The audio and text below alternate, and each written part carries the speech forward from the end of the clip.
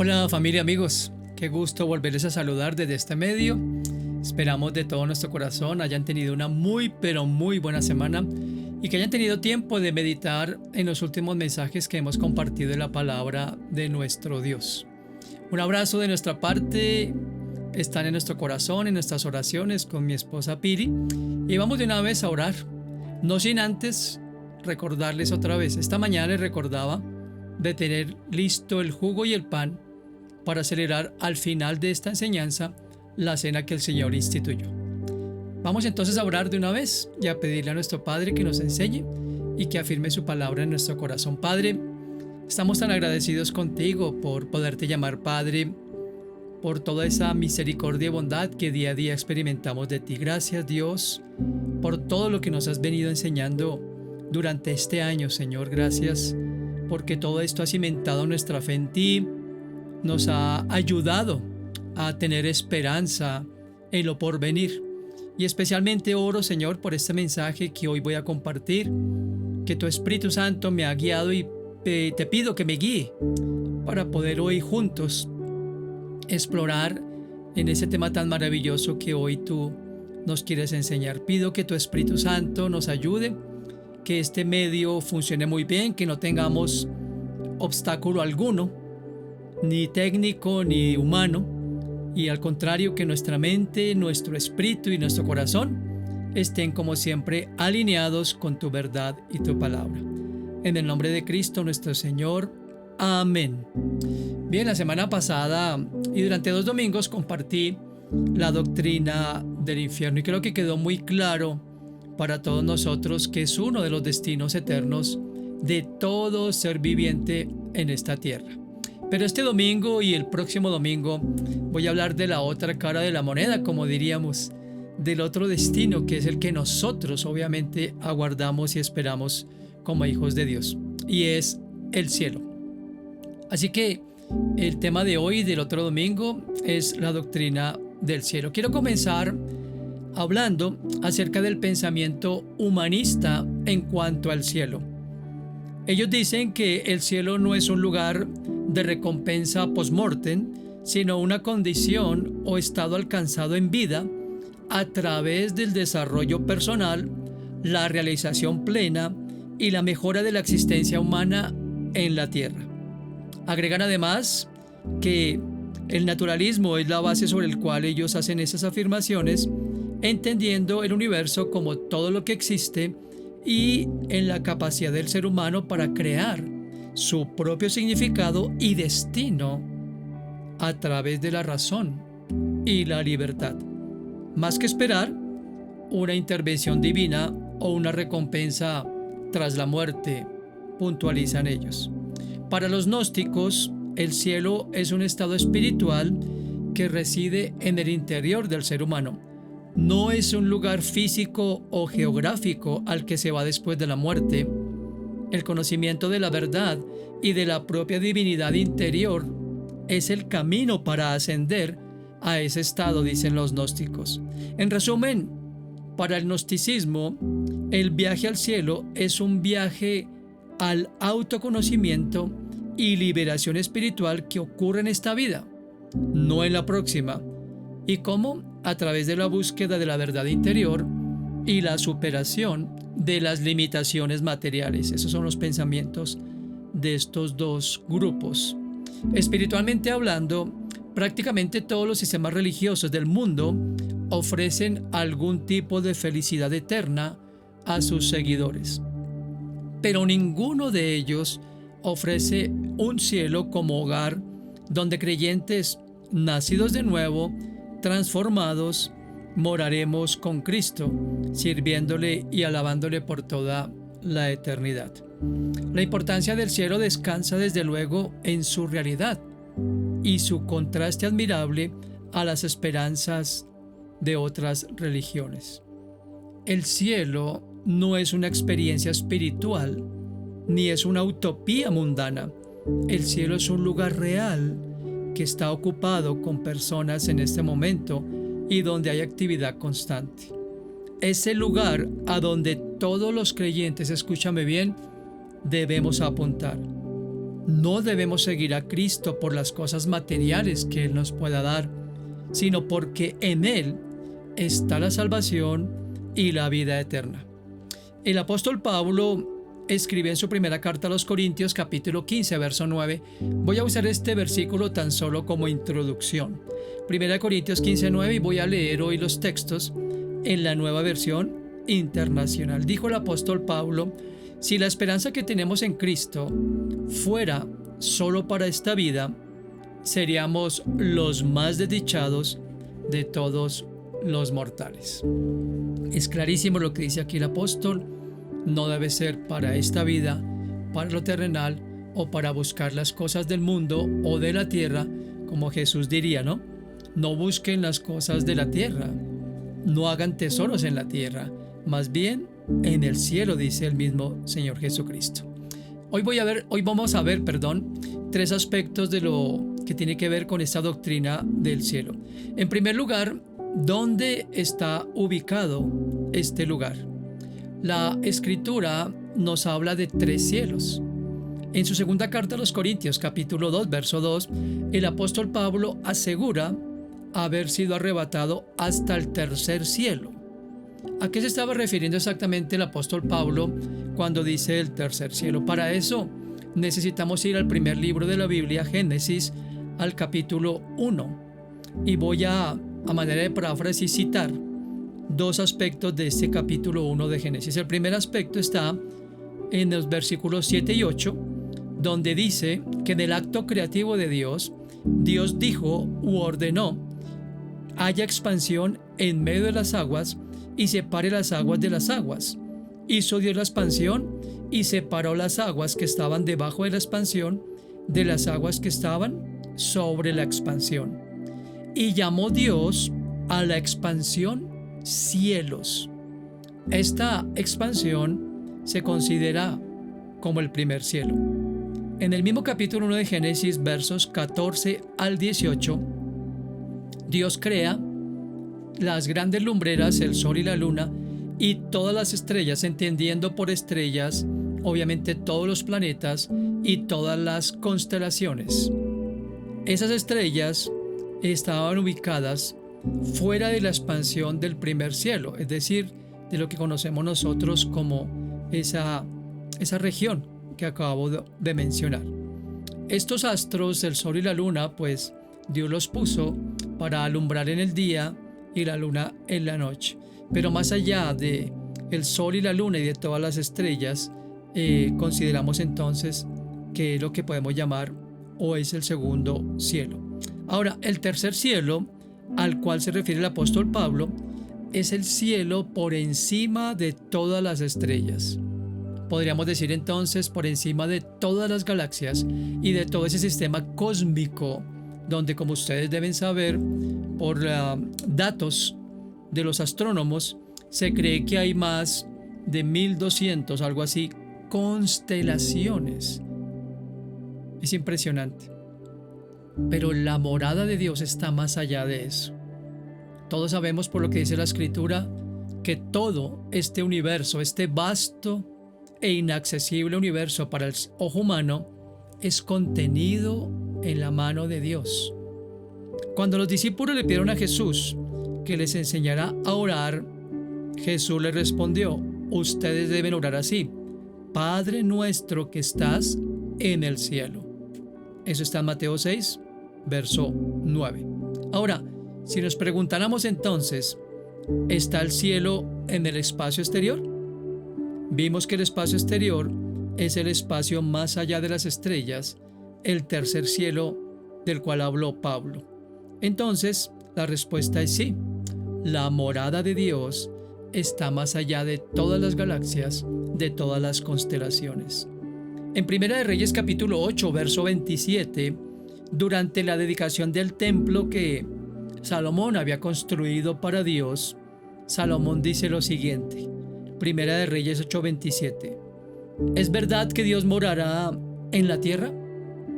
He aquí que los cielos de los cielos no te pueden contener. ¿Cuánto menos esta casa que yo he edificado? Se pregunta Salomón. Aquí está hablando los cielos de los cielos. Ese tercer cielo ni siquiera puede contener a Dios, porque Dios está más allá de todo eso. Esa es la omnipotencia y la grandeza de nuestro Dios, como lo hemos explicado en otras oportunidades. Y para hablar del cielo como ese lugar que es o que puede ser visto espiritualmente hablando, desde luego, vemos en el relato de la muerte de Esteban, el primer mártir de la iglesia, que Lucas escribió lo siguiente: Esteban, lleno del Espíritu Santo, fijó la mirada en el cielo y vio la gloria de Dios y a Jesús de pie a la derecha de Dios. Veo el cielo abierto, exclamó, y al Hijo del Hombre de pie a la derecha de Dios. Estoy leyendo los versos 55 y 56 del libro de los Hechos de los Apóstoles, escrito, como lo dije antes, por Lucas. Entonces vemos claramente la ubicación de ese cielo en el cual confiamos nosotros. Ahora, en segundo lugar, el cielo es un lugar preparado. ¿Preparado para quiénes? En primer lugar, para quienes murieron creyendo en la promesa de la venida de Cristo, el Salvador del mundo, y que hoy, como lo vimos en la enseñanza pasada, están en el seno de Abraham. Abran sus Biblias, por favor, en el libro de Hebreos, capítulo 11, versículos 13 al 16. Voy a leerlo en la misma Nueva Versión Internacional. Hebreos 11, del 13 al 16. Este capítulo 11 de Hebreos, todos sabemos, habla de todos los hombres y mujeres que vivieron por fe. De hecho, el capítulo 11 es la fe. Y miren lo que dicen los versos 13 al 16. Haciendo mención a todos estos hombres y mujeres que vivieron antes de Cristo, dice: todos ellos vivieron por la fe y murieron sin haber recibido las cosas prometidas. Más bien, las miraron y les dieron la bienvenida desde la distancia. También confesaron que eran extranjeros y peregrinos en la tierra. Al expresarse así, dice el verso 14, claramente dieron a entender que andaban en busca de una patria. Si hubieran estado pensando en aquella patria de donde habían emigrado, es decir, su lugar terrenal de origen, habrían tenido oportunidad de regresar allá. Antes bien, verso 16, para que lo subrayen en sus Biblias, anhelaban una patria mejor, es decir, la celestial. Y miren esto: por lo tanto, Dios no se avergonzó de ser llamado su Dios y les preparó una ciudad. Es clarísimo, ¿verdad? Ahora es un lugar preparado para quienes vivimos y hemos creído en la obra de Cristo en la cruz.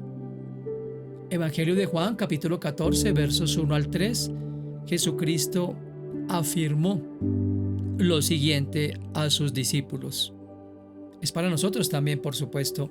Estamos hablando de todas las personas que empezamos a vivir o que vivimos en esta tierra a partir de la venida de Cristo como hombre, naciendo de una virgen, naciendo en un pesebre y tomando la forma corporal de nosotros, no dejando de ser Dios, por supuesto.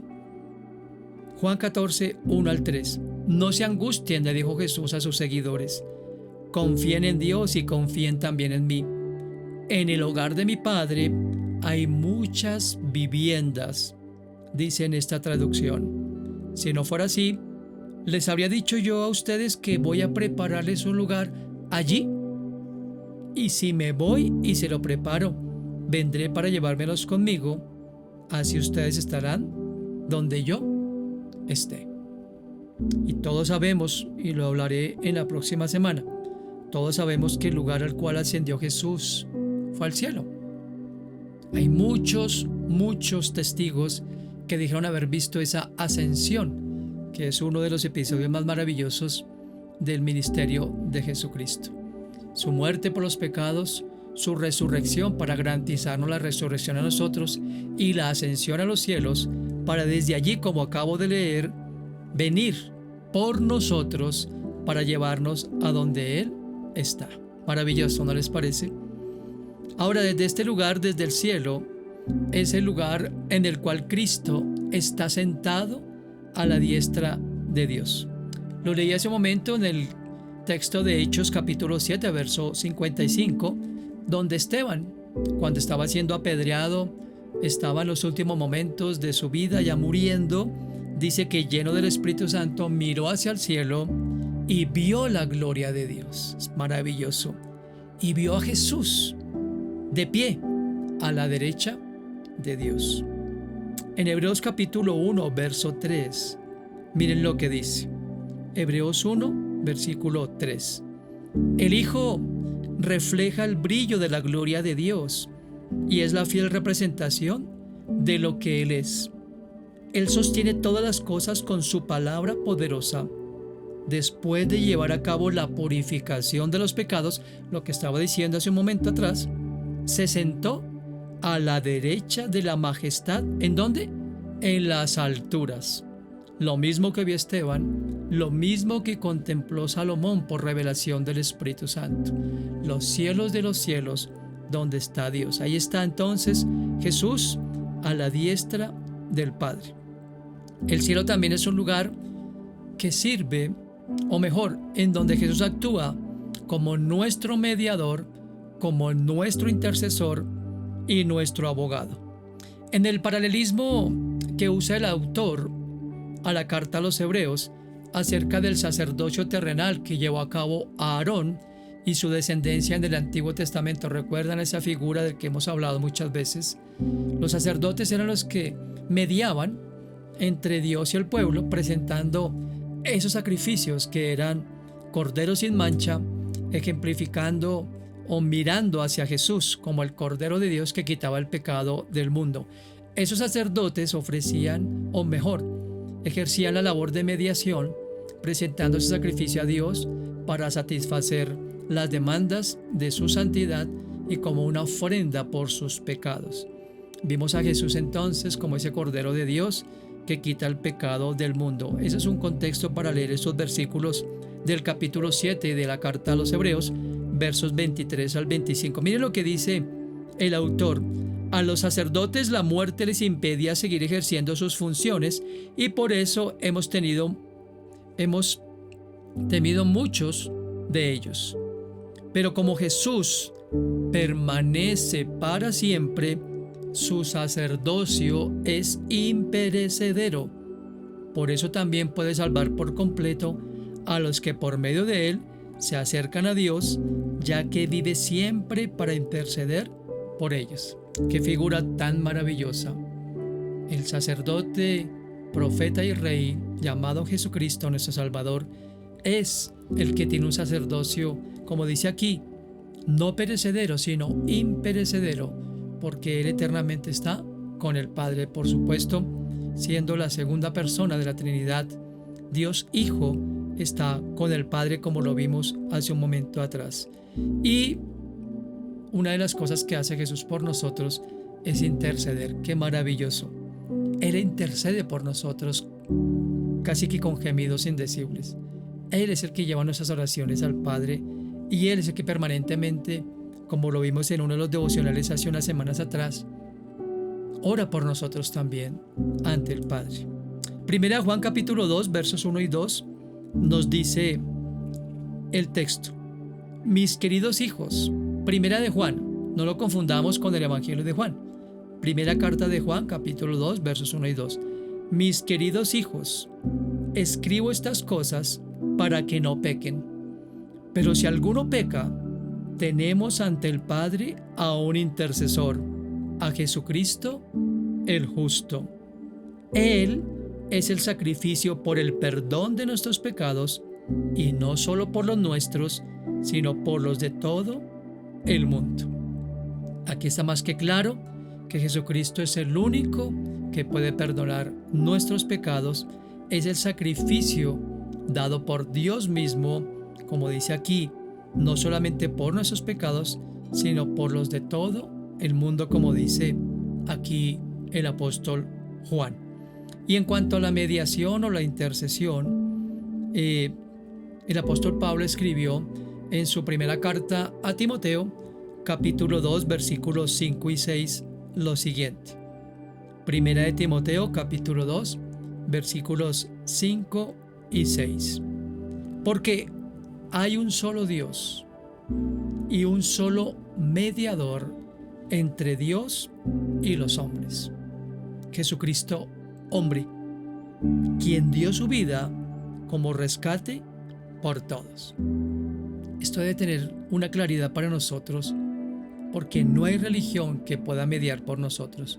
No hay ninguna otra persona, porque Cristo, repito, fue el regalo de Dios al mundo, el Cordero de Dios, dado por Dios. Por eso Juan 3:16 dice que de tal manera amó Dios al mundo, que dio, entregó a su Hijo unigénito, para que todo aquel que en él crea no se pierda, sino tenga la vida eterna. Y aquí claramente lo dice, un solo Dios es el Dios que creemos, el Dios de las Escrituras, el Dios creador de los cielos y la tierra, el Dios que está revelado en la palabra. Y dice que hay un solo mediador entre él y todos los hombres, Jesucristo, hombre. Todos sabemos también, por lo que registra la Escritura, Jesucristo, hombre, fue el que llevó a cabo el ministerio de la redención, de la justificación y la reconciliación con el Padre. No fue de niño, de esto hemos hablado muchas veces. Jesús de niño era alguien que trabajaba con su padre José, el padre putativo, en la carpintería, pero de niño no hacía nada excepto aprender, como lo compartí hace unas semanas atrás, que desde los 12 años él estaba aprendiendo en el templo y tenía una sabiduría impresionante, por supuesto, siendo el Hijo de Dios.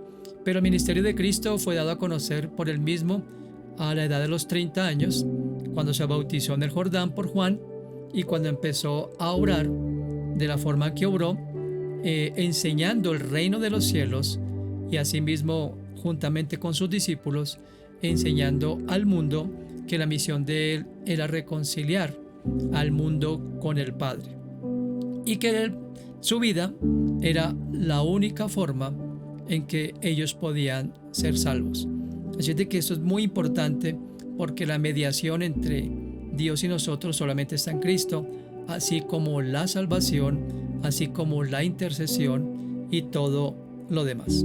Entonces, 3 cosas puntuales que quería compartir en esta mañana con ustedes en cuanto al cielo. En primer lugar, es un lugar real que está ubicado más allá de las galaxias que nosotros podemos ver o que los astrónomos han alcanzado a identificar. En segundo lugar, el cielo es un lugar ya preparado para todos los que hemos creído en Cristo como nuestro único y suficiente Salvador y Señor sobre nuestras vidas. Y en tercer lugar, es el lugar, el cielo, es el lugar desde el cual Cristo media por nosotros, intercede por nosotros y es asimismo nuestro abogado. Vamos entonces a celebrar la Cena del Señor como Él lo instituyó, como un memorial de su sacrificio en la cruz a favor nuestro. Voy a recordar un texto que leí antes en esta enseñanza en 1 Juan 2, 1 y 2, donde dice el apóstol: mis queridos hijos, escribo estas cosas para que no pequen, pero si alguno peca, tenemos ante el Padre a un intercesor, a Jesucristo el justo. Él es el sacrificio por el perdón de nuestros pecados, y no solo por los nuestros, sino por los de todo el mundo. Así es de que vamos a darle gracias a nuestro Dios y Padre, porque por medio de Cristo tenemos acceso todos nosotros a ese lugar celestial llamado el cielo, porque es un lugar que ya está listo para todos nosotros y es un lugar que está ubicado físicamente más allá de lo que nuestros ojos pueden ver. Vamos a orar y a preparar nuestro corazón para compartir la cena que el Señor instituyó. Padre, estamos tan agradecidos contigo, Señor, porque esta palabra nos da tanta esperanza. Sabemos que nuestra vida es transitoria, sabemos que este mundo un día también se extinguirá, sabemos que todo pasará, pero tú dijiste algo maravilloso, Señor: el cielo y la tierra pasarán, pero mis palabras no pasarán. Gracias, Señor, por tu sacrificio en la cruz a favor nuestro, por abrir el camino para volver de regreso al Padre y por ser tú ese sacrificio perfecto, Señor, que quita el pecado de todo el mundo. Gracias por ayudarnos a entender esa verdad y porque hoy, al compartir la cena que tú instituiste como memorial de tu sacrificio, con gozo y con júbilo, podemos entender que nos espera un destino maravilloso, que esta vida es transitoria, que viviremos por un corto tiempo, pero que la eternidad reservada en los cielos ya es segura por tu promesa y por tu obra en la cruz. Hoy queremos tomar de este jugo y comer de este pan, recordando todo el sacrificio que tú hiciste por nosotros, basado en el amor y para el perdón de nuestros pecados. En el nombre de Cristo nuestro Señor. Amén. Bien, vamos a tomar el pan. Recordemos lo que el apóstol Pablo escribe en su primera carta, capítulo 11, primera carta a los Corintios, capítulo 11, donde el apóstol Pablo dice que el Señor mismo le enseñó cómo compartir y cómo celebrar la cena, que él tomó pan el día previo a entregarse voluntariamente por nuestros pecados, y habiendo repartido el pan a sus discípulos les dijo: este pan representa mi cuerpo que será entregado por ustedes. Ese trozo de pan que tenemos en nuestra mano es tan solo un símbolo de lo que Cristo llevó a cabo hace más de 2000 años en la cruz, por amor a ti y a mí. Así es de que vamos a comerlo con gratitud, a decirle gracias, Señor, por haber muerto en mi lugar.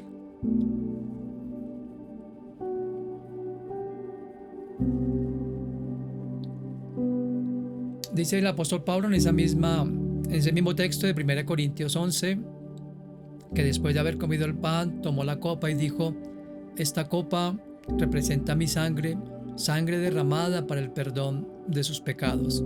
Y el apóstol Pablo dijo con palabras a manera de paráfrasis: esta copa es el nuevo pacto en la sangre de Cristo, y que todas las veces que bebiéramos de ella, recordamos ese acto de amor y de entrega por nosotros. Bebamos de este jugo en acción de gracias. Dijo también Pablo, terminando este pasaje de 1 Corintios 11, que todas las veces que comemos de este pan y bebemos de la copa, la muerte del Señor anunciamos hasta que Él venga. Tenemos una misión, queridos amigos, amigas: anunciarle al mundo que hay un Redentor, que hay un Salvador, un solo mediador entre Dios y nosotros, y que es Jesucristo.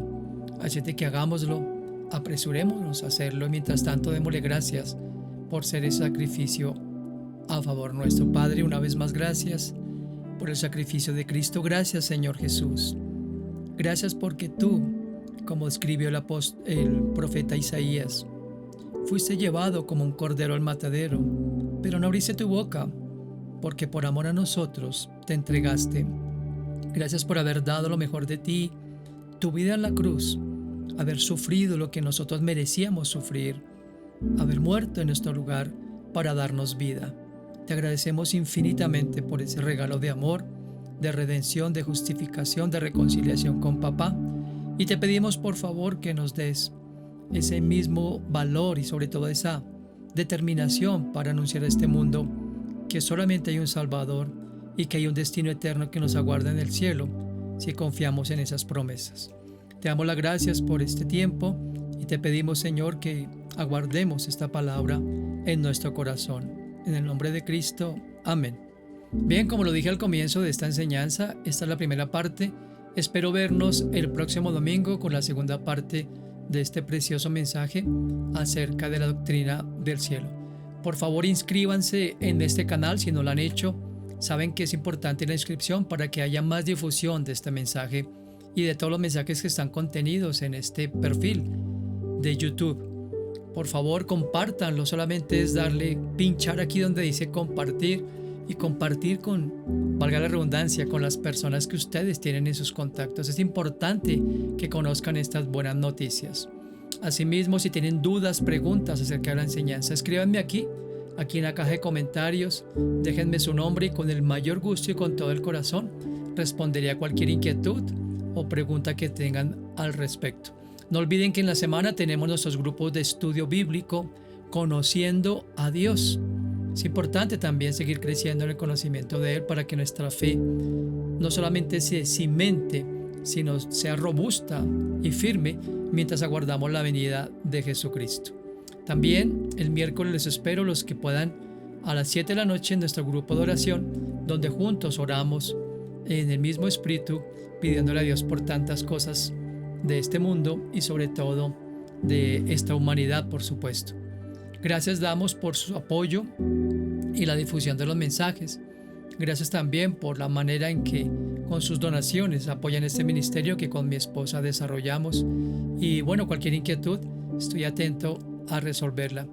De parte de mi esposa y del mío propio, les deseamos un muy pero muy feliz día. Que el Señor continúe bendiciéndoles a ustedes, a sus familias, y nos vemos entonces el próximo domingo, si Dios nos lo permite. Cuídense mucho, un fuerte abrazo. No olviden, están en nuestras oraciones y en nuestro corazón. Gracias por orar por nosotros y por este lindo ministerio. Hasta pronto.